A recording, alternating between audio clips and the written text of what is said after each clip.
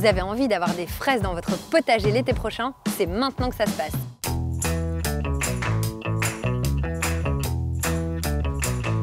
Le meilleur moment pour planter des fraisiers, c'est entre septembre et début octobre. Pourquoi? D'abord, pour un meilleur établissement. Planter maintenant permet aux fraisiers de développer un système racinaire fort avant l'arrivée de l'hiver. Ils seront ainsi bien établis et prêts à produire des fruits dès le printemps suivant.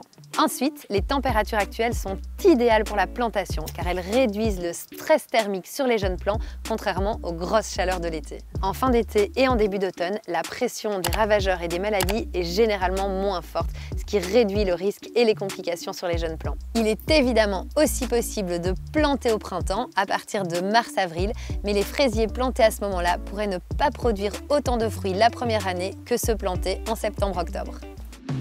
Dans mon jardin, ma fraiserie a déjà 5 ans, c'est donc le moment idéal pour la renouveler. Pourquoi? Parce qu'après cette période, les plants de fraisiers ont tendance à s'épuiser, ils produisent moins de fruits de qualité. Une bonne pratique consiste donc à déplacer ou à recommencer votre fraiserie après 4 à 5 ans pour maintenir une production optimale. Pour ça, vous aurez besoin de plants à repiquer. Alors soit vous aviez déjà des plants de fraises chez vous et vous avez pu cet été faire du marcottage pour créer de nouveaux plants. Le marcottage, c'est quoi? Eh bien, vous voyez les stolons, ces longues tiges rampantes qui partent de vos fraisiers, eh bien, elles vont naturellement produire de nouveaux plants. Et ces nouveaux plants, vous pouvez les enraciner directement dans des petits pots de terreau autour de vos fraisiers actuels. Une fois qu'ils sont bien enracinés, vous pourrez couper la tige et les transplanter dans leur nouvelle parcelle. Si vous n'avez pas encore de fraiserie à la maison, vous allez vous procurer des plants. Personnellement, j'aime bien choisir des plants à racines nues, c'est-à-dire qui n'ont pas de terre autour des racines. C'est des plants qui démarrent très vite en végétation. Après quelques jours seulement, vous allez déjà voir apparaître les feuilles. Et si ce n'est pas le cas, ça vous permet de savoir qu'ils ont été mal repiqués. Petite remarque pour le choix et l'achat de vos plants. Vous verrez sûrement les calibres A, B et C indiqués sur les étiquettes. Ça dépend principalement de la taille et de la vigueur des plants. Calibre A. Ce sont des plants de plus grande taille avec un système racinaire bien développé. Ils produisent généralement des fruits dès la première année de plantation et offrent une récolte abondante. Calibre B. Ce sont des plants de taille moyenne avec un système racinaire moins développé que les calibres A. Ils peuvent produire des fruits dès la première année, mais leur rendement et leur croissance seront moins importants.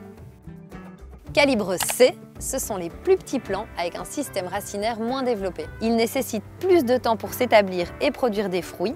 Ils sont souvent moins coûteux, mais il faut s'attendre à une production moindre la première année. En résumé, le choix du calibre va dépendre de vos attentes en matière de récolte et de la rapidité avec laquelle vous souhaitez que vos fraisiers produisent. Je vais créer une nouvelle parcelle de fraises juste ici et on va faire ça ensemble. Avant de planter, on s'assure qu'il n'y ait plus de mauvaises herbes vivaces. Et puis, comme les fraisiers préfèrent un sol riche, n'hésitez pas à amender votre sol avec du compost ou du fumier bien décomposé pour enrichir la terre. Pour la plantation, on va espacer les plants de 30 cm entre chaque plant et de 40 cm entre deux rangs.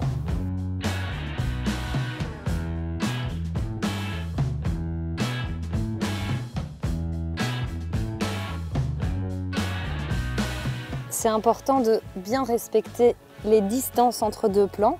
D'abord pour que les fraisiers aient bien la place de se déployer, mais surtout ça va vraiment diminuer le risque de maladies fongiques. Je fais des trous assez profonds pour que les racines ne se courbent pas. Elles doivent vraiment être complètement enterrées mais droites.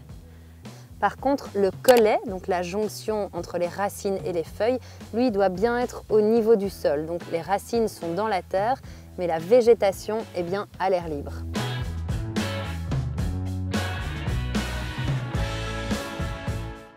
Et puis évidemment, on termine par arroser.